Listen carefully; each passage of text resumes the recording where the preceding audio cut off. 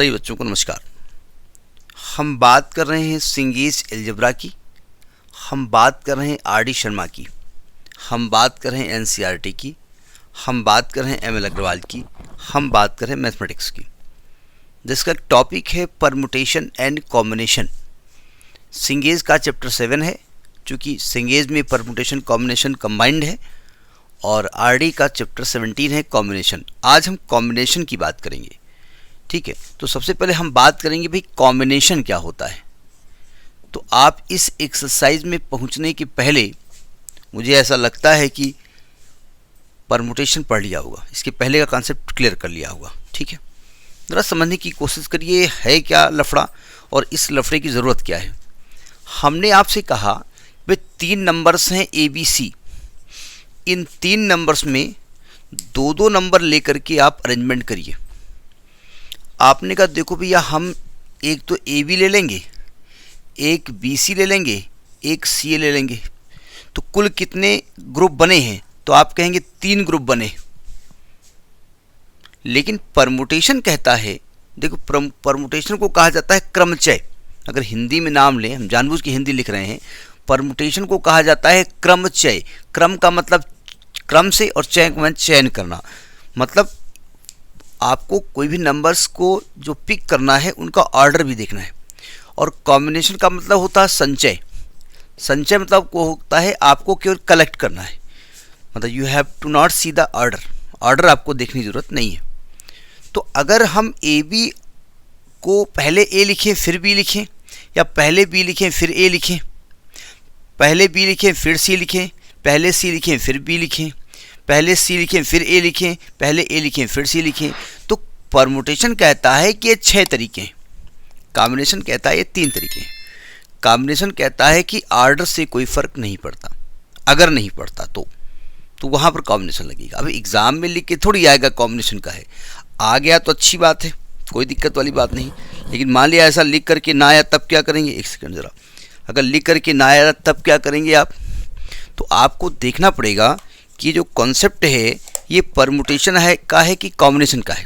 जैसे मैंने आपको 1 2 3 डिजिट दे दी, ठीक है, और हमने कहा 2 डिजिट का एक नंबर बनाओ।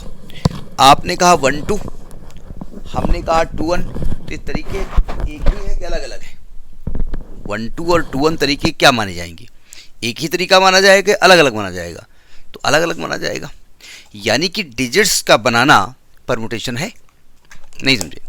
अगर मैं आपको इंग्लिश अल्फ़ाबेट दे दें और उन अल्फ़ाबेट को लेकर के आपको वर्ड्स बनाने हों, तो आप अगर बनाओगे CAT और आप बनाओगे TAC, तो क्या दोनों शब्द एक ही हैं? नहीं, अलग अलग शब्द हैं। तो यानी कि आपको साफ साफ दिखेगा कि कहीं पर कुछ ऐसे नंबर्स होंगे या कुछ ऐसी चीज़ें दिखेंगी जिसमें ऑर्डर चेंज करने से वो वैल्यू चेंज हो रही है, तो उसको हम परमुटेशन कहेंगे। और जहाँ पर ऑर्डर चेंज करने से वैल्यू पलटे ना, उसको कॉम्बिनेशन कहते हैं। नहीं समझे? तो ये तो परमुटेशन और कॉम्बिनेशन का मतलब होता है। अब कॉम्बिनेशन निकालें कैसे? तो मान लिया टोटल ऑब्जेक्ट हैं आपके n, टोटल ऑब्जेक्ट हैं, ऑब्जेक्ट जो हैं वो n है, और we have to take r, we have to take r out from n, n में से r लेने हैं। अब सिंपल सी बात है, n ज़्यादा होंगे ना। हम आपसे कहें 3 डिजिट हम दे दें और कहें 15 डिजिट के नंबर बताओ, तो कहाँ से बन जाएंगे? आपको जितने नंबर्स होंगे उसी में तो बनाओगे ना। तो नंबर ऑफ कॉम्बिनेशन जो बनेंगे, नंबर ऑफ कॉम्बिनेशन वो होंगे NCR। परमुटेशन बनता था NPR, ये लिखा जाता है NCR, ठीक है। परमुटेशन का जो फार्मूला था वो हम अगर आपसे पूछे तो क्या था?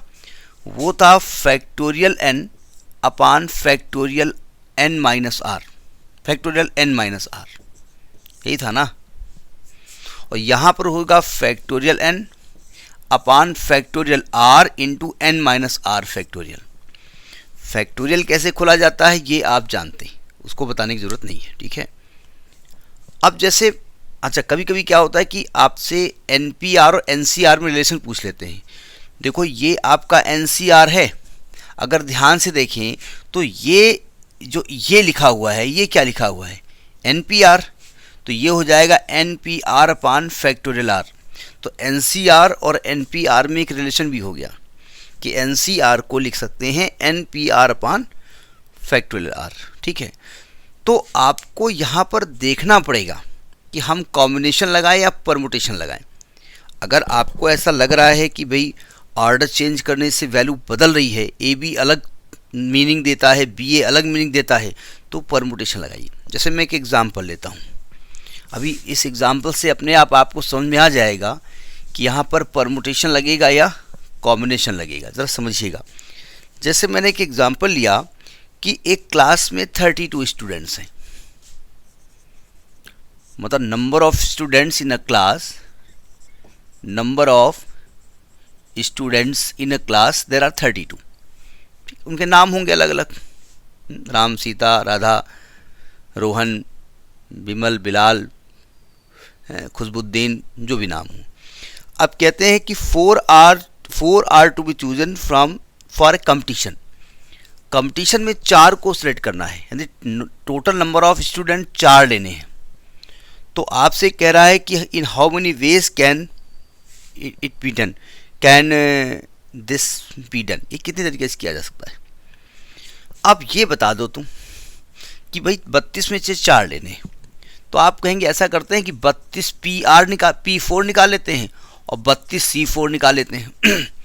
एक परमुटेशन का लगा देते हैं, एक कॉम्बिनेशन का लगा देते हैं और आंसर देख लेते हैं। जो आंसर मैच कर जाए वही हमारा आंसर। ठीक रहेगा ना। एग्जाम में क्या करोगे, सुनो ध्यान से। अगर मैं आपसे कहूं कि इन 32 लड़कों में से मैं ABCD 4 लड़के सेलेक्ट कर रहा हूं, ठीक है। हमने कहा जाइए इन 4 लड़कों को बुला के लाओ। एक चपरासी गया, उसने कहा A खड़े हो, B खड़े हो, C खड़े हो, D खड़े हो, सर ने बुलाया, आ गए 4 लड़के, ठीक है। दूसरा चपरासी बाई चांस लड़के नहीं आए, दूसरे को भेजा, उसने कहा B खड़े हो, D खड़े हो, C खड़े हो, A खड़े हो, जाओ सर ने बुलाया है। अब बताओ, पहले चपरासी के कहने पर ये 4 लड़के आए, मान लिया नहीं आए, या दोबारा चपरासी भेजा तो ये 4 लड़के आए, क्या अलग अलग लड़के आए? पहले A आया, फिर B आया, फिर C आया, फिर D आया, चारों खड़े हो गए। जी सर बताएं। पहले B आया, फिर D आया, फिर C आया, फिर A आया, ये क्या 2 अलग अलग अरेंजमेंट हैं? 4 लड़के का सिलेक्शन नहीं, सेम अरेंजमेंट है ना। पहले मान लिया D आ जाता, इसके बाद C आता, फिर B आता, फिर A आता, तभी कोई फ़र्क नहीं पड़ता।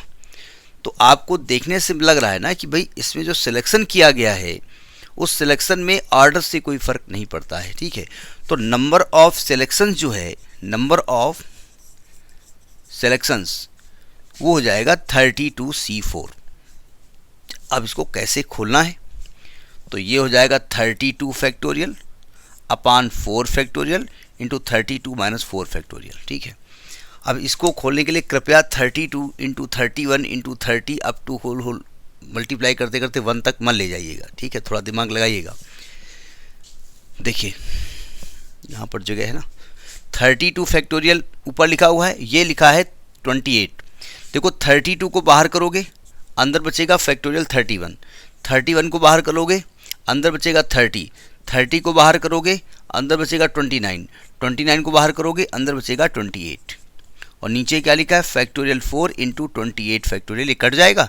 अब इसको काट पीट दो, फैक्टोरियल 4 को खोल दो, काट पीट के आंसर निकाल दो। कुल जो तरीके हमारे पास आ रहे हैं, जो भी आ रहे हैं वो लिख दो। समझ में आई बात? तो कॉम्बिनेशन और परमुटेशन का कंसेप्ट समझ में आ गया। कहाँ पर परमुटेशन लगेगा, कहाँ पर कॉम्बिनेशन लगेगा। एग्जाम में लिख करके नहीं आया, क्वेश्चन आएगा कि भाई इस सिलेक्शन में से इतने नंबर लेकर के सिलेक्शन निकालो। अब उस सिलेक्शन बनाने में आपको देखना पड़ेगा कि क्या ऑर्डर चेंज करने से सिलेक्शन चेंज हो रहा है। अगर चेंज हो रहा है तो परमुटेशन, अगर ऑर्डर चेंज करने से सिलेक्शन में चेंज नहीं हो रहा है, वो एक ही तरीका है, तो वो कॉम्बिनेशन तरीका समझ में आया। तो इसको देख लीजिएगा next in the next topic. नमस्कार।